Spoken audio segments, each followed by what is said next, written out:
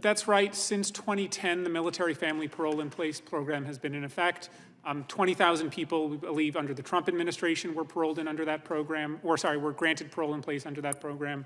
And crucially, in 2020, in the National Defense Authorization Act, Congress said it was the sense of Congress that that program was valid and lawful. My time is up. I yield back, Time has Mr. expired. Chairman. Without objection, the chair would ask unanimous consent to include in the record the Homeland Security letter, August 17th, 2020, refuting claims that Acting Secretary Wolf was acting or was appointed unlawfully and providing the legal justification for his appointment without objection. Chair now recognizes Mr. Roy for 5 minutes. Thank you, Chairman. Mr. Reichel-Melnick, let me ask you a question. Is Joe Manchin, the senator from West Virginia, is he a racist? I can't comment on that. Okay, what about Mark Kelly from Arizona? Similarly, cannot comment on that. Maggie Hessen, Also senator cannot comment. New Hampshire? Okay, can't comment on their being a racist or not. How about Senator Raphael Warnock from Georgia? Similarly, I'm not familiar. Okay, how about Catherine Cortez Masto from Nevada? Likewise, Mr. Roy. Okay, can't comment on whether they're racist or not.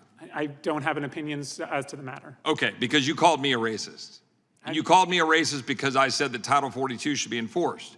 Something, by the way, that this administration did to the tune of over 1 million people. Believe it's about 2.5 million people, actually. Right. So this administration is racist? I believe this administration has made a number of failures on the racial justice front. So the Biden administration is racist? I can't comment as the administration Interesting. in general. Good to know. Good to know that the Biden administration is racist and get that on the record. The fact is, people who want to enforce Title 42 believe that there was a reason that Title 42 was put in place, but they also recognize that Title 42 is in fact a Band-Aid on a very broken system where the laws were not being enforced otherwise. But to throw around words like racist, let me ask you a question. Is my friend Henry Cuellar, is he a racist? I can't comment on that. Right, because Henry Cuellar said the border community is very concerned about Title 42 being lifted. This message of lifting Title 4 is going straight to the criminal organizations. He stood up and said that Title 42 should be enforced. The administration stood up. The senators I just listed said that Title 42 should have stayed in place. Now, my personal view is that Title 42 wasn't the thing that needed to stay in place, that what ought to be in place is an actual border security that secures the border. Mr. Wolf, in your position at the head of the Department of Homeland Security, notwithstanding what my colleagues want to throw around with the ad hominem attacks, you were in fact charged with securing the homeland, right? That was actually your task, yes. Securing the homeland at the Department of Homeland Security? That's correct. Right, and did you do that? Yes. Right, and is the current administration securing the homeland? No. No, in any measure, in any way, shape, or form, is the current Secretary of Homeland Security carrying out his duty faithfully under the Constitution to secure the homeland of the United States? He is not. As I've outlined in my written testimony and oral testimony, there's numerous instances where he is not faithfully executing the law. I thank you, Secretary Wolf. What I would say is, if you go back to April of 2022, in a Judiciary Committee hearing, I read word for word the statutory definition of operational control under the Secure Fence Act. I read it sitting right over here. There was a chart, and I put up the chart, I put up the text, and the text says, operational control means the prevention of all unlawful entries into the United States, including entries by terrorists, other unlawful aliens, instruments of terrorism, narcotics, and other contraband. I asked Secretary Mayorkas, do you have operational control? And his response was, I do. And Congressman, I think the Secretary of Homeland Security would have said the same thing in 2020 and 2019. In March of 2023, however, in a Senate hearing, Secretary Mayorkas said, quote, with respect to the definition of operational control, I do not use the definition that appears in the Secure Fence Act. And the Secure Fence Act provides statutorily that operational control is defined as preventing all unlawful entries in the United States. By that definition, no administration has ever had operational control.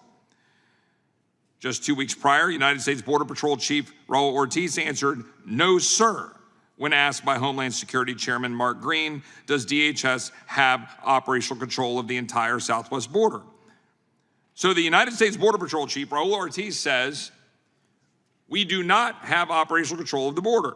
He answered straight up, truthfully, no, sir.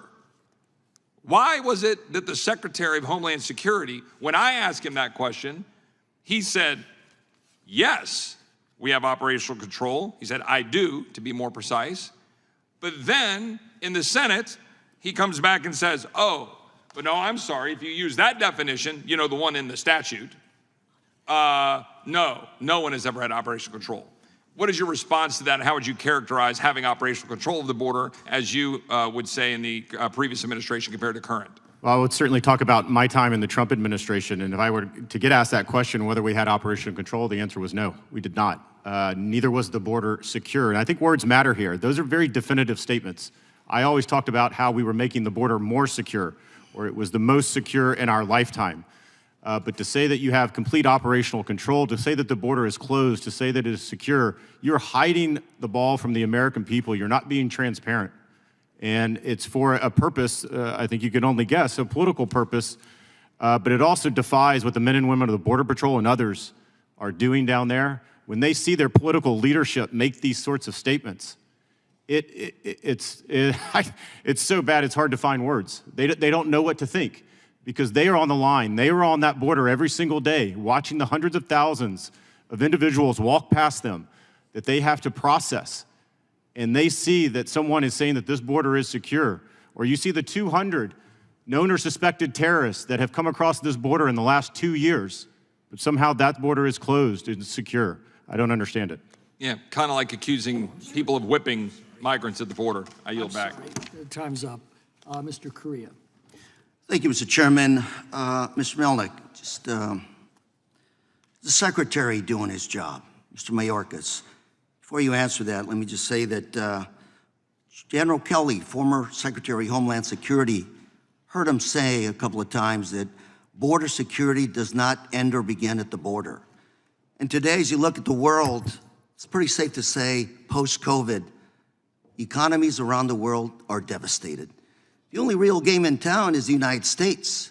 Our economy, world record low unemployment rate, shortage of workers, and even China, I must say, is struggling to get back on their feet economically. We have a worldwide refugee crisis. If you look at this chart behind me from the UN Refugee Agency, it shows the number of displaced people just in the Americas alone. You can see countries across the region struggling. It's not a US problem, it's a regional problem. Mexico's dealing with this problem. Canada's dealing with this problem. Guatemala is feeling the effects, and of course, Europe.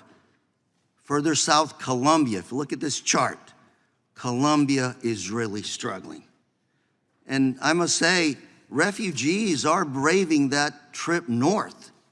Perilous situation. I want to show you the picture of a little girl struggling to continue north through the Darien Gap.